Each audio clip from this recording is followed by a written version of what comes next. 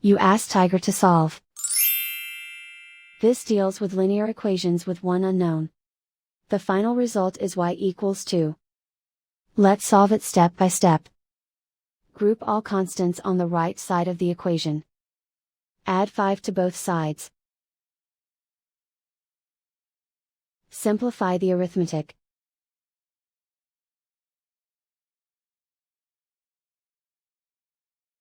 Isolate the y. Divide both sides by 7. Simplify the fraction. Find the greatest common factor of the numerator and denominator.